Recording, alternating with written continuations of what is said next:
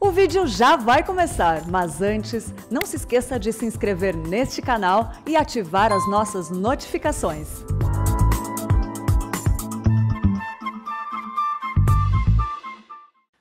Dia 4 de abril de 2021, e você é muito bem-vindo. Temos aqui algumas pessoas conosco, em virtude da decisão tomada pelo ministro do Supremo Tribunal Federal.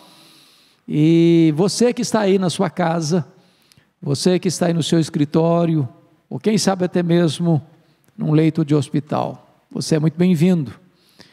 Estamos trabalhando agora, nesse período, expondo a carta aos Hebreus.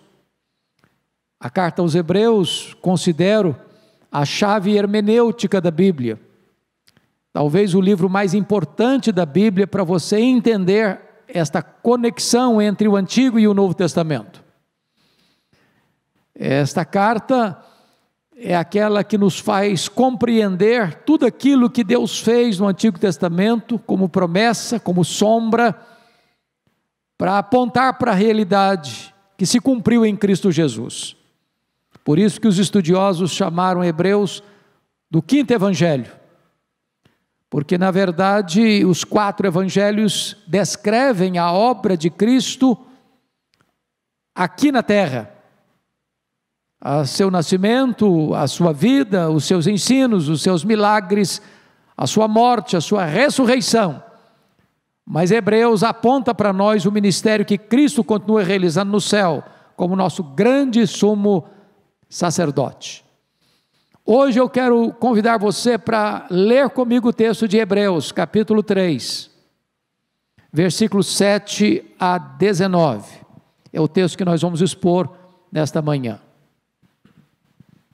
Está escrito o seguinte: assim, pois, como diz o Espírito Santo, hoje, se ouvirdes a sua voz, não endureçais o vosso coração, como foi na provocação, no dia da tentação no deserto, onde os vossos pais me tentaram, pondo-me à prova, e viram as minhas obras por 40 anos.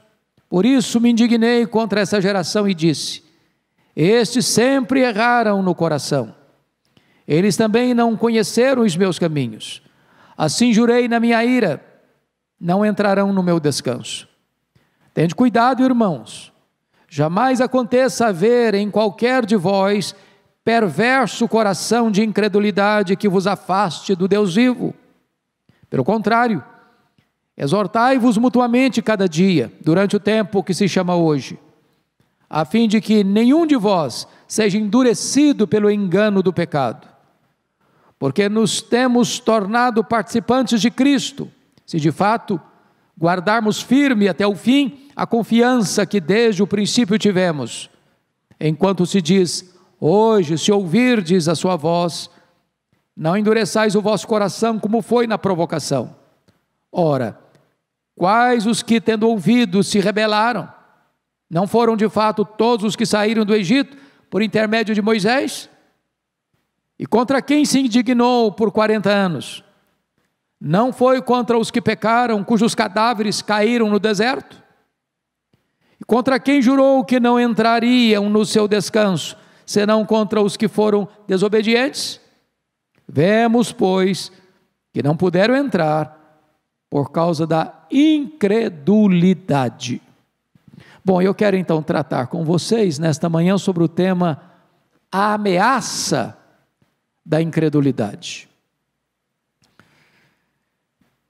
Quando você lê o livro de Êxodo e também os outros livros do Pentateuco, você conclui que Deus providenciou a libertação do povo de Israel, que vivia sob amarga e longa escravidão.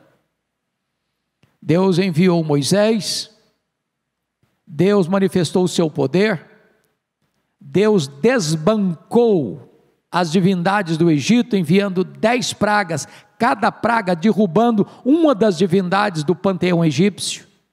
E então, de maneira extraordinária e com mão poderosa, Deus arrancou o seu povo daquela escravidão.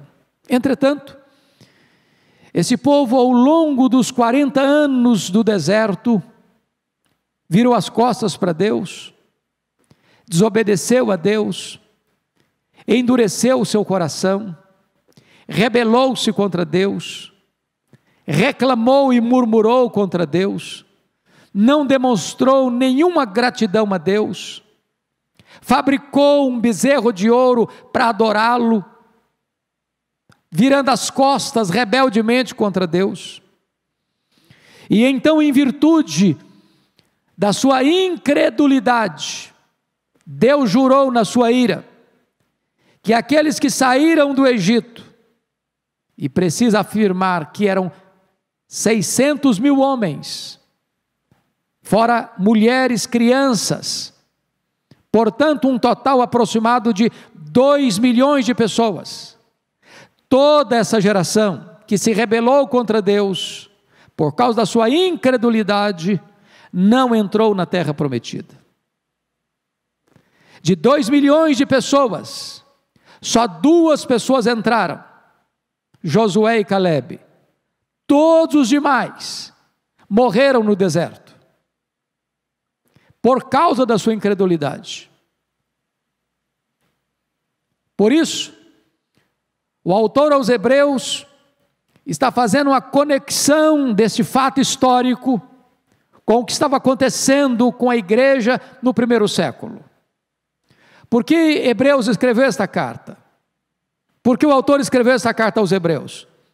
Porque havia judeus convertidos a Cristo, que deixaram o judaísmo, abraçaram o cristianismo, e agora, em virtude da perseguição que veio sobre a igreja, estes judeus convertidos a Cristo, estavam como que de malas prontas de volta ao judaísmo, virando as costas para Deus, abandonando a Cristo. O argumento do autor aos Hebreus é este: se aqueles hebreus, lá no deserto, viraram as costas para Deus, e por incredulidade não entraram na terra prometida, mais cuidado devemos ter nós, de não termos o coração endurecido, de não retornarmos às sombras quando a realidade já chegou, porque a incredulidade, fruto do perverso coração, tem consequências dramáticas para a igreja, para o crente, que não ouvir a voz de Deus. Então, dito isto, eu quero entrar na exposição do texto. O texto é cheio de exortações contra a incredulidade. A primeira delas é esta: ouça a voz do Espírito através da palavra de Deus. Note comigo o versículo 7. Assim, pois, como diz o Espírito Santo, hoje se ouvirdes a sua voz.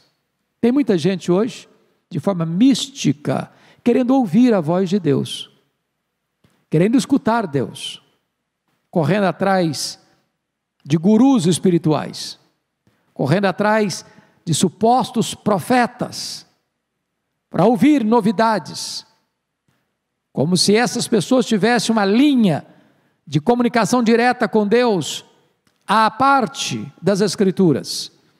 E o autor está nos ensinando que o autor da Bíblia é o Espírito Santo, porque ele está citando o Salmo 95. Mas quando ele cita o Salmo 95, ele não faz referência ao escritor do Salmo 95. Ele diz: assim como, pois, diz o Espírito Santo, hoje se ouvirdes a sua voz. Em outras palavras, quando você abre a Bíblia, você está ouvindo a própria voz do Espírito Santo. Quando você lê a Bíblia, é o Espírito Santo que está falando com você. Se você abrir a Bíblia e ler a Bíblia, você está ouvindo a própria voz de Deus. Então, não feche sua Bíblia, não bote sua Bíblia num instante, não deixe a sua Bíblia ficar empoeirada. Abra a Bíblia, leia a Bíblia, medite na Bíblia, porque quando você abre a Escritura, você está ouvindo a própria voz do Espírito Santo de Deus. Os céus estão falando com você. Pois bem, a segunda coisa que esse texto exorta, a segunda exortação, é não endureça o seu coração. Olha comigo os versos 8 a 11. Não endureçais o vosso coração como foi na provocação. E aqui você vai perceber que o povo endureceu o seu coração, tapou os ouvidos, fechou os olhos, endureceu o coração e não quis ouvir Deus falar. Deus fez milagres, Deus sustentou com maná, Deus fez brotar água da rocha, Deus livrou-os dos inimigos ao redor.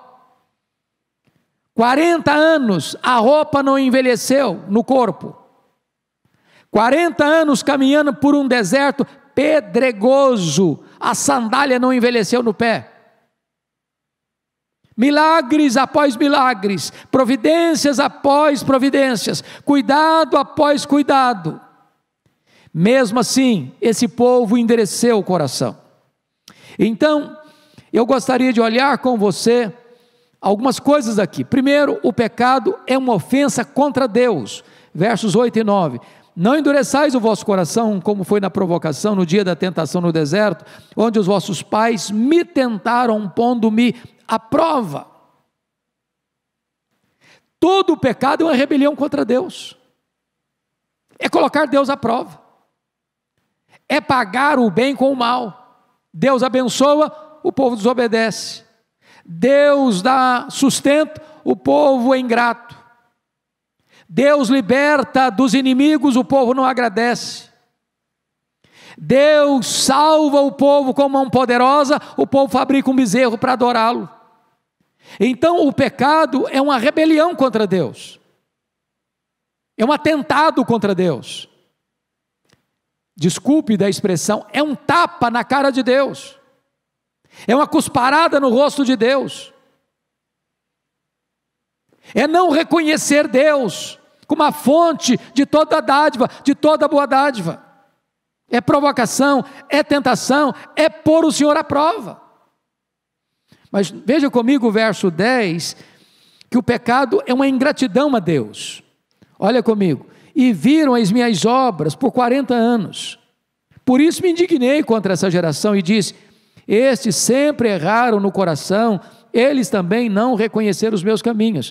Ô, gente, para um pouquinho para pensar. O que aquele povo recebeu? Deus os tirou com forte mão da escravidão. Deus fez promessas. Deus abriu o mar vermelho. Deus deu maná todo dia, 40 anos. Deus mandou codornizes. Deus fez brotar água da rocha. Deus livrou-os de doenças e pestes perniciosas.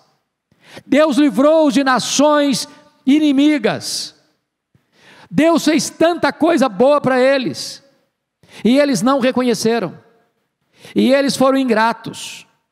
O pecado é uma ingratidão. Quando eu leio lá em Números 14, verso 11, eu queria ler esse texto com você, para você perceber o que Deus disse para esse povo, em Números 14, 11. Olha o que está escrito: disse o Senhor a Moisés: até quando me provocará este povo, e até quando não crerá em mim, a despeito de todos os sinais que eu fiz no meio deles? Tantos sinais, e o povo não crê. Tantos sinais, e o povo não agradece. Agora vamos transportar isso para a igreja, para hoje, para você, para mim. Quantas bênçãos Deus tem lhe dado?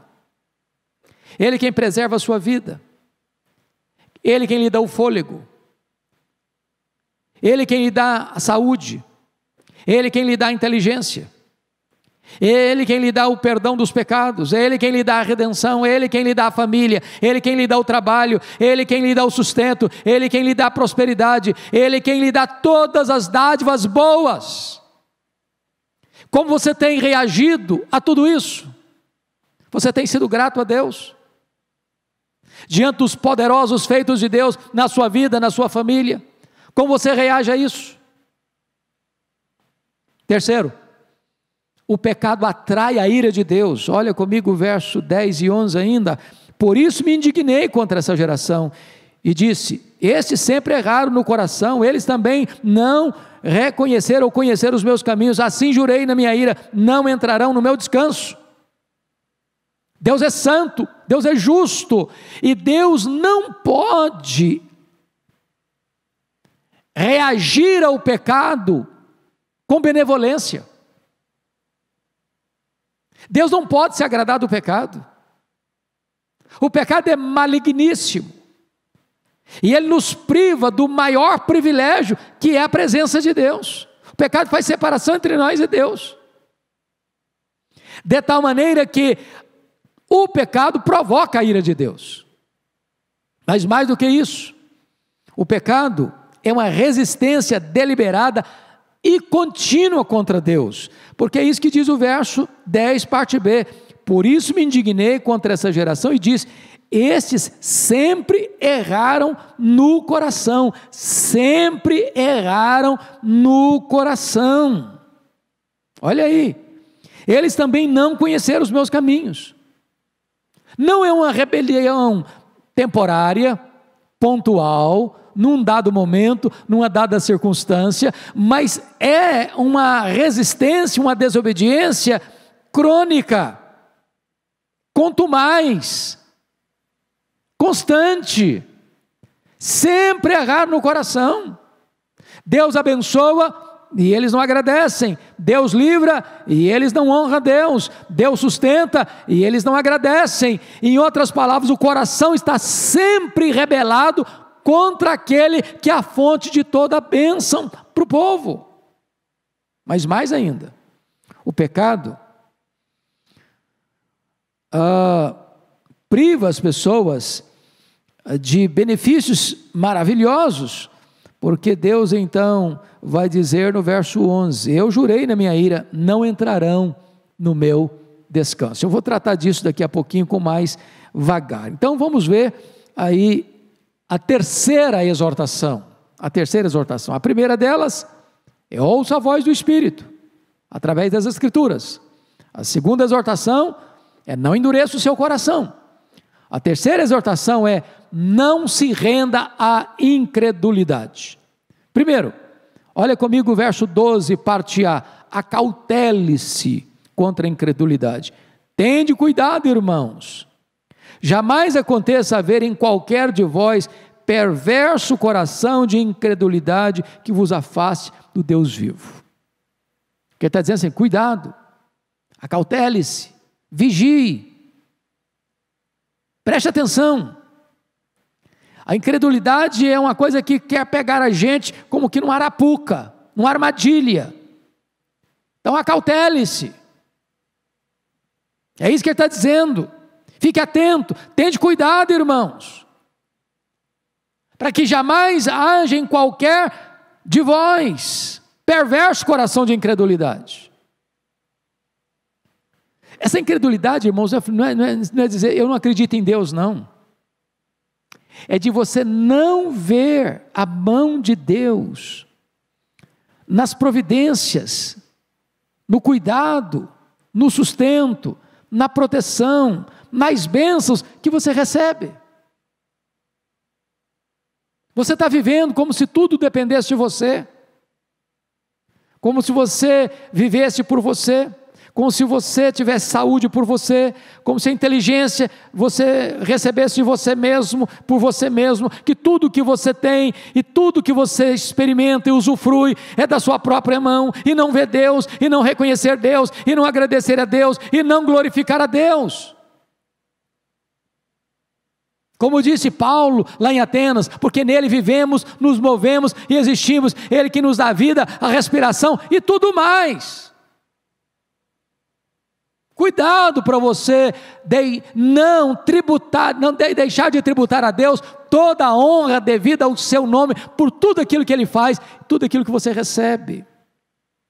Segundo lugar, além dessa exortação de se acautelar contra a incredulidade, o autor aos Hebreus vai falar da origem da incredulidade, está aí no versículo 12. Tende cuidado, irmão, jamais aconteça haver em qualquer de vós perverso coração de incredulidade. Perverso coração de incredulidade. Aqui está o laboratório, aqui está a fábrica, aqui está a gênese, aqui está o solo que faz brotar essa erva daninha chamada de incredulidade. É o coração perverso, é o coração ingrato, é o coração rebelde, é o coração maligno. Em outras palavras, os seus problemas, os meus problemas não estão fora, não, estão dentro de nós. John Locke errou rotundamente quando disse que você e eu somos uma folha em branco, uma tábula rasa, que nós somos produto do meio, que nós somos consequência do ambiente. Não, o meio não está corrompido, não é o meio que corrompe você, não, é você quem corrompe o meio. O mal não está do lado de fora, o mal está do lado de dentro. O mal está aqui no nosso coração. Aqui está a fábrica de todo o mau desígnio. Aqui está o laboratório que processa todo o mal que está à nossa volta. É de dentro. E o autor aos Hebreus nos exorta sobre isso. Terceiro lugar, o efeito da incredulidade. Olha o versículo 12 ainda. Jamais aconteça haver em qualquer de vós perverso coração de incredulidade que vos afaste do Deus vivo. A palavra afaste aí no grego é apostenai, de onde vem a palavra portuguesa apostasia. Ou seja, o rebelde coração, rebelado contra Deus, que vai levar você à incredulidade, o resultado disso é apostenai, o resultado disso é apostasia, o resultado disso é virar as costas para Deus, como os hebreus estavam fazendo, deixando a Cristo e voltando para o judaísmo, deixando a realidade e voltando para a sombra.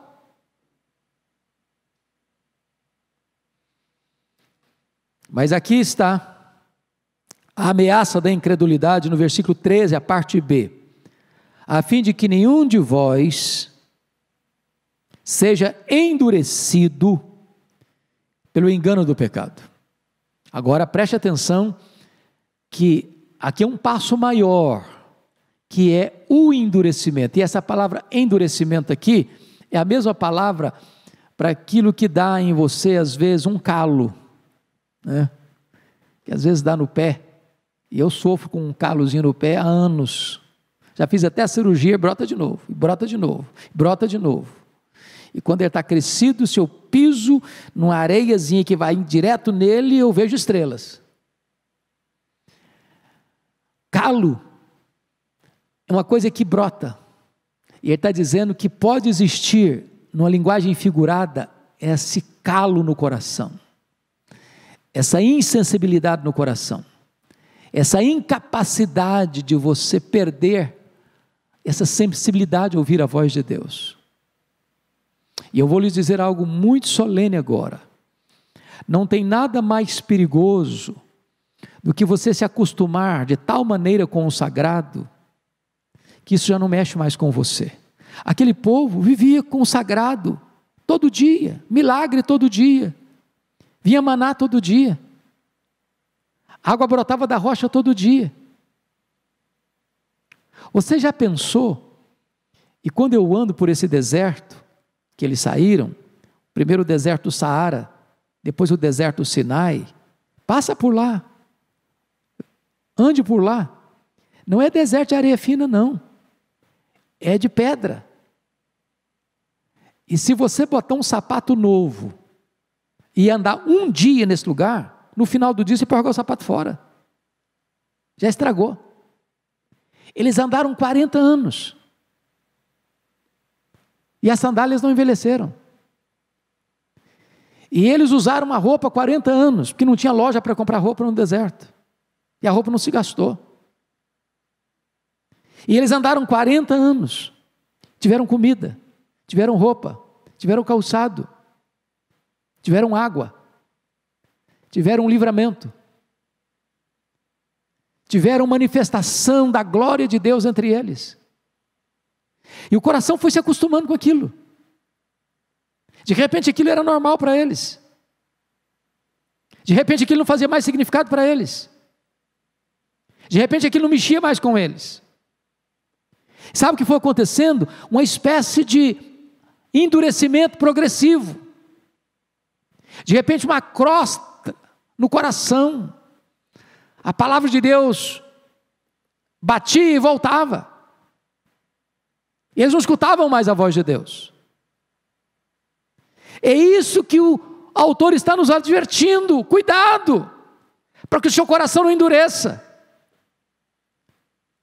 Você pode até vir à igreja, você pode até escutar um sermão, você pode até ouvir um hino, mas isso não mexe mais com você. Você pode até ser um pastor, pode ser até um pregador, pode ser até um missionário, mas você se tornou um profissional, isso não mexe mais com você.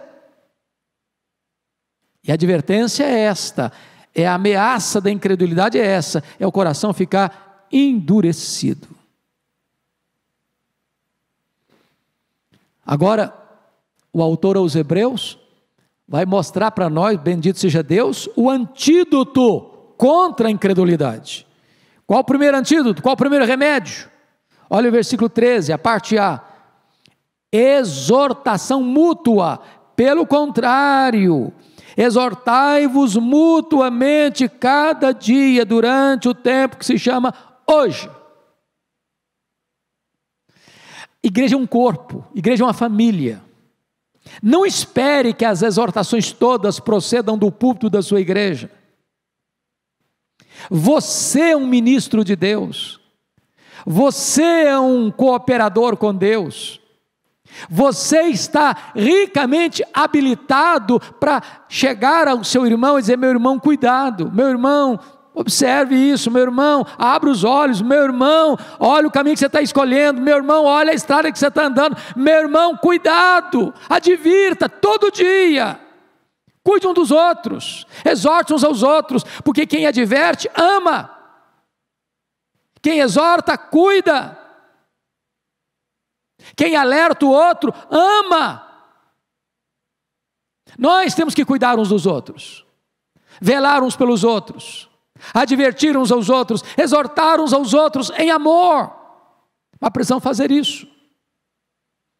Nós vivemos uma sociedade cada dia mais narcisista, e cada dia mais egoísta, e cada dia mais solitária, cada um por si, ninguém quer se envolver mais, ninguém quer cuidar de ninguém mais, cada um por si. Embora você veja o perigo, a ameaça que está o seu irmão correndo, você não vai lá para advertir, não é bíblico isso. Segunda coisa, segundo remédio, para você lidar com o perigo da incredulidade, é a sua união com Cristo. Olha o versículo 14, a parte A. Porque nos temos tornado participantes de Cristo. Veja isso. Você é participante de Cristo. Você foi remido por Cristo. Você é habitado por Cristo. Você está sentado com Cristo nas regiões celestes. Você está nele, Ele está em você. Como se você habita em Cristo e Cristo habita em você, e você é propriedade dele, você foi remido por ele, comprado por ele, você vai se render à incredulidade. Terceiro, perseverança na fé, é o terceiro remédio para você se livrar aí da incredulidade. Olha o versículo 14, a parte B. Se de fato guardarmos firme até o fim a confiança que desde o princípio tivemos. Em outras palavras, quem é a pessoa salva? O texto não está falando de ser salvo e perder a salvação. Não é disso que se trata. O ponto é, como é que você pode saber que uma pessoa de fato foi salva? É se ela persevera.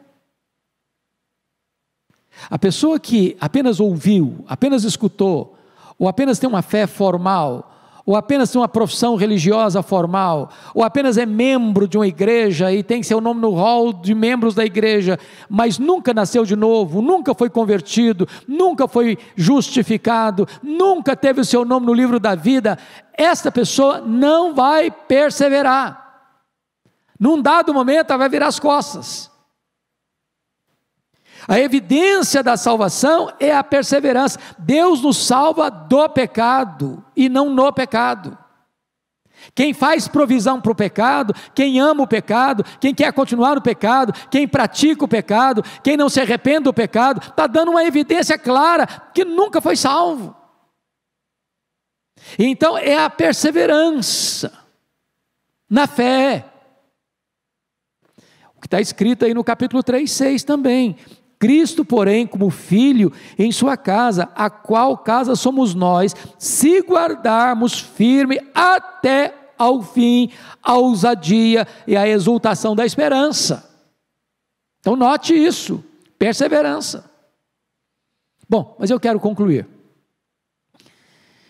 E a última exortação desse texto, saiba que a incredulidade desemboca em graves pecados contra Deus. É o que vamos ver dos versos 15 a 19. E a primeira coisa é dureza de coração. O primeiro pecado está aí no versículo 15.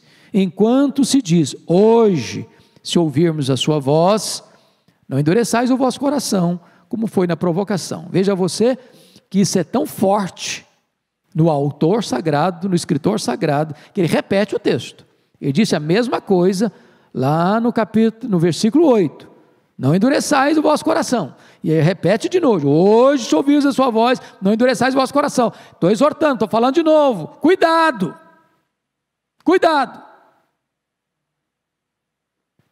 tem hora que nós precisamos chorar para pedir a Deus para nos dar um coração quebrantado, chorar porque a gente não consegue chorar,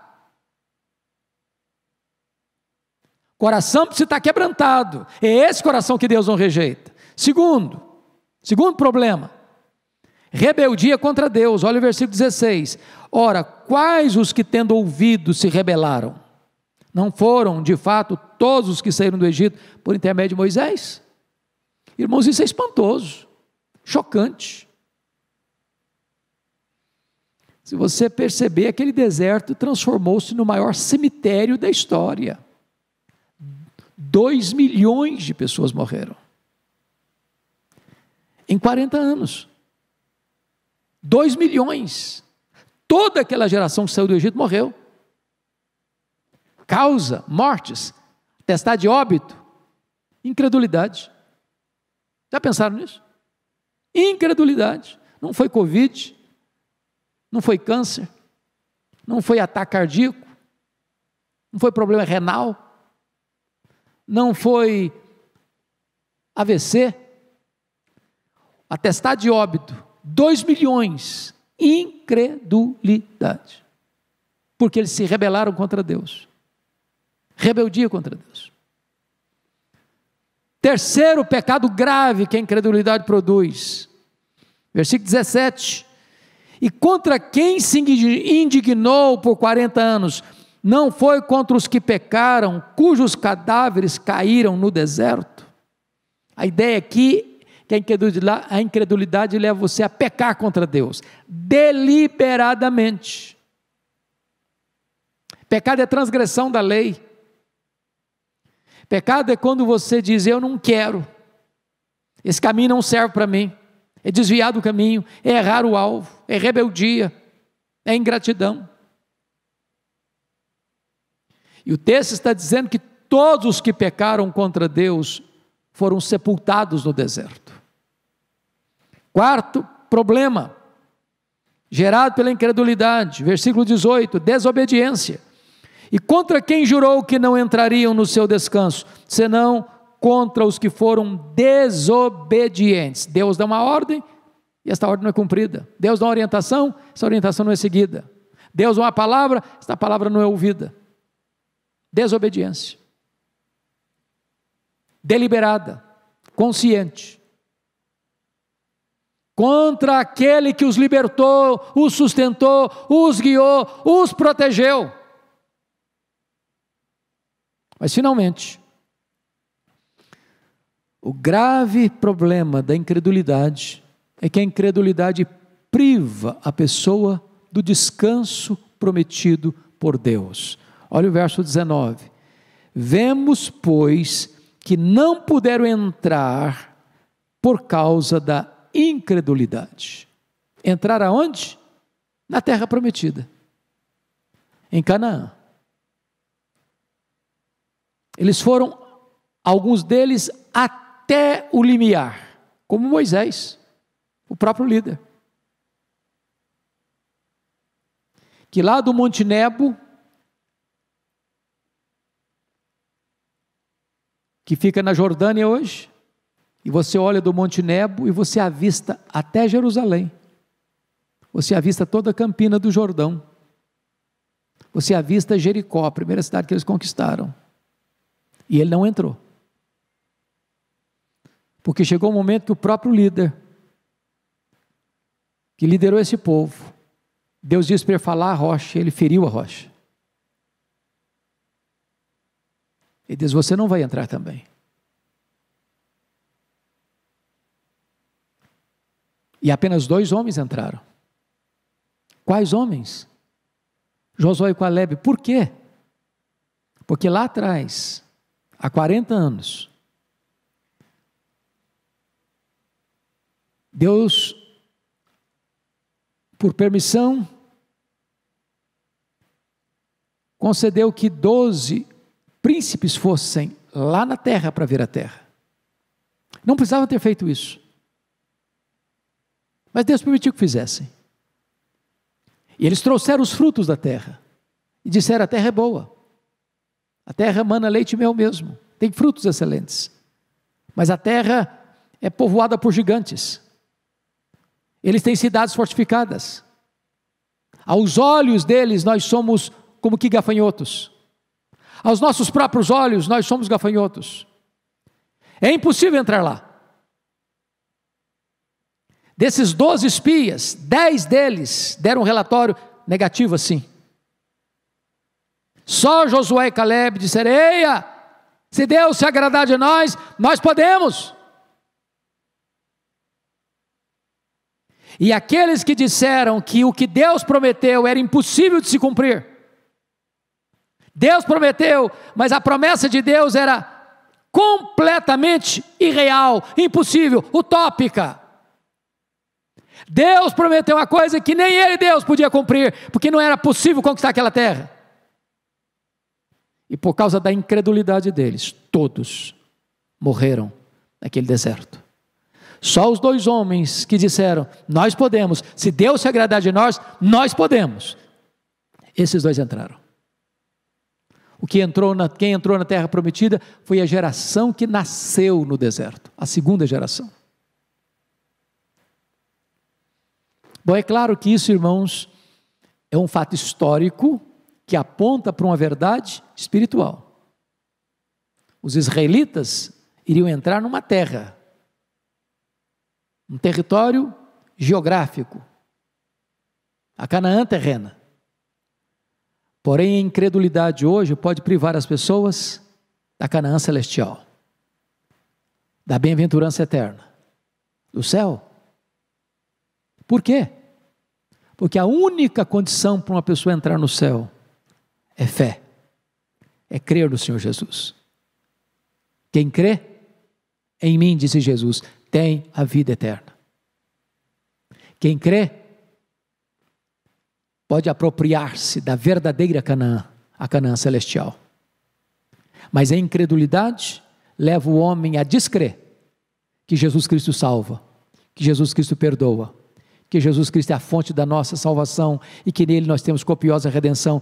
E aquele que tapa os seus ouvidos à voz de Deus para crer em Jesus, estes também não poderão entrar na Canaã celestial, não poderão desfrutar do descanso de Deus. Quero concluir dizendo que a incredulidade não foi um perigo apenas no passado. A incredulidade é um perigo ainda hoje.